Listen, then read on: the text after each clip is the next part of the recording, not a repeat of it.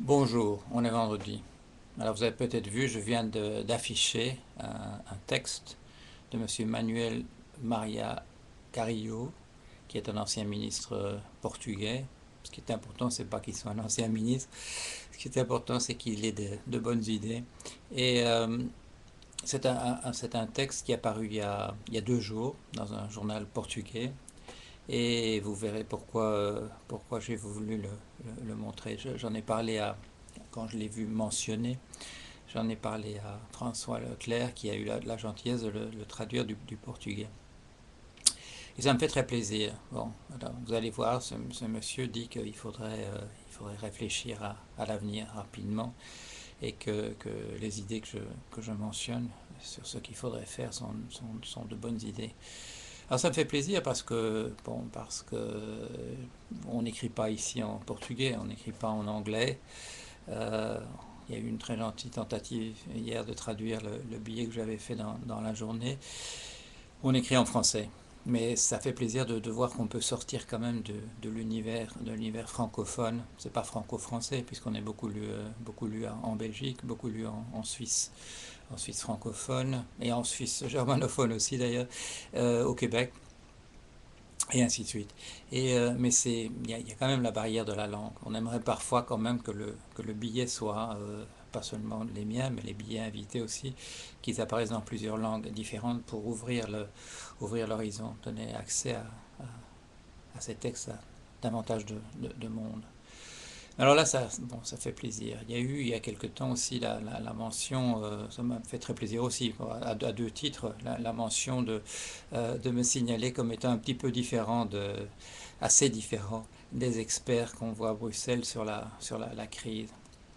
Et, euh, et une autre chose qui m'a fait très plaisir à ce point de vue-là, à ce point de vue d'écrire des choses et qu'elles soient notées, c'est le fait que la maison d'édition Gallimard est très contente des ventes du livre qui est apparu donc en novembre, Comment la vérité et la réalité furent inventées. Et ça, c'est un ouvrage d'un tout autre genre que les choses dont on discute en général ici. Ce n'est pas comme les ouvrages que je publie chez Fayard sur les questions de finances et d'économie. C'est un ouvrage qui a pris beaucoup plus de temps à écrire, qui est quelque chose de beaucoup plus compliqué parce que c'est au niveau du concept que ça se passe, mais c'est sur le cadre général de ce que nous faisons. Qu'est-ce que c'est la vérité dont nous parlons? Qu'est-ce que c'est la réalité dont nous parlons? Ce sont des notions qui ont une histoire, et cette histoire, elle est avec nous. Alors on parle beaucoup de combattre le court-termisme quand on parle de finances et d'économie. Et parfois dans la pensée, dans la réflexion, il faut aussi combattre le court-termisme. Il faut aussi parler de choses, engager le dialogue avec Aristote et avec Platon, et, euh, et réfléchir au cadre général dans lequel nous sommes. Et ce dont je me suis engagé vis-à-vis de Fayard, c'est-à-dire d'écrire maintenant, excusez-moi, un livre sur le capitalisme, c'est un ouvrage qui oblige à faire ça, à réfléchir sur le plus long terme. Bon, l'argent déjà, ça oblige à réfléchir sur le plus long terme. Mais ce que c'est que ce système capitaliste dans lequel nous vivons, ça oblige à une réflexion qui n'est pas simplement justement sur des événements au jour le jour, mais sur le cadre général dont nous parlons. Alors voilà, ça c'est pour le plus long terme, réfléchir à ce que nous sommes, à ce que nous faisons sur cette planète. Et cette planète, il faut toujours le dire, cette planète que nous avons pillée, hein, et que nous arrivons au bout de ce qu'on peut faire en faisant pas attention à ce qu'on fait, en mélangeant la décharge avec la vie de tous les jours. Et aussi bien pour ce qui est du matériel, des métaux que nous extrayons de la terre et que nous rejetons un peu n'importe où, ou, mais aussi surtout le matériel humain, comme on dit et comme il ne faudrait pas. Euh, ce qui relève j'en ai parlé, ce qui relève de la dignité et de la morale et de l'honneur, des valeurs qui ne sont pas quantifiables, il faut le souligner. Ce ne sont pas des valeurs quantifiables. On est dans le qualitatif. Avoir son honneur ou ne pas en avoir, avoir la morale ou ne pas en avoir, c'est du oui ou non, c'est du noir ou blanc, ça ne se mesure pas. ça ne se décrit pas, comme je disais l'autre jour, ça ne se décrit pas avec des équations, avec des courbes. Un comportement que vous pouvez décrire avec des courbes et des équations, ce n'est pas un comportement moral. Voilà, on le sait d'avance. Alors voilà, et ça nous mène, à l'actualité plus immédiate de hier. Parfois je me fâche, parce que, parce que j'ai été à Bruxelles, parce qu'on m'a, je viens d'en parler, parce qu'on m'invite parfois à parler aux parlementaires du Parlement européen. J'ai eu 2 fois l'occasion de le faire.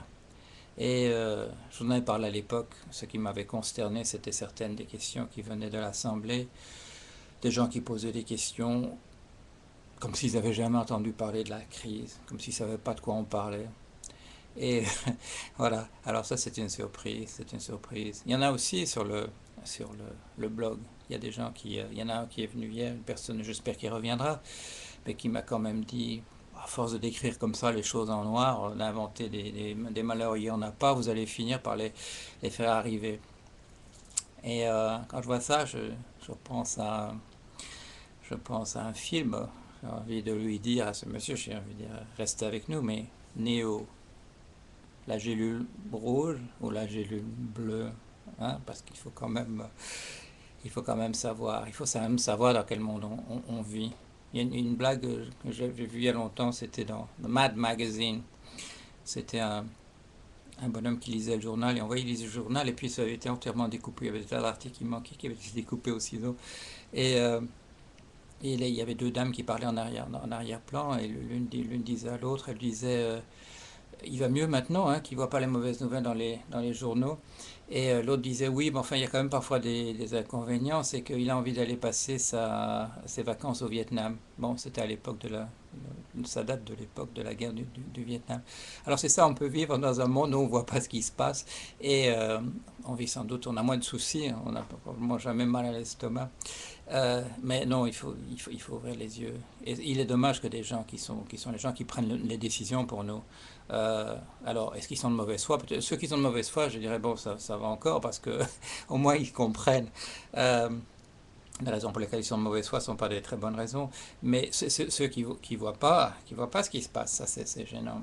Mais heureusement, hier quand quand j'ai publié ce billet, simultanément, il y avait d'autres gens, un ancien ministre belge, un chroniqueur américain qui disait la même chose, qui disait il faut se réveiller vite, parce qu'on est là dans un monde qui est en train de se détruire rapidement, parce qu'il y a 2 ou 3 spéculateurs ici et là, des gens même pas importants, des gens quand on les interviewe qui n'ont même pas l'air intelligents, mais qui sont en train de détruire entièrement le système dans lequel nous sommes. Et ça peut avoir des conséquences abominables, et on les laisse faire. On les laisse faire parce que ça apporte de la liquidité ou des arguments de ce type-là, ou parce que ce serait très compliqué de les empêcher de nuire. Non, c'est pas difficile de les empêcher de nuire. Non, la liquidité, pour le moment, c'est le cadet de nos soucis, on n'en a pas besoin.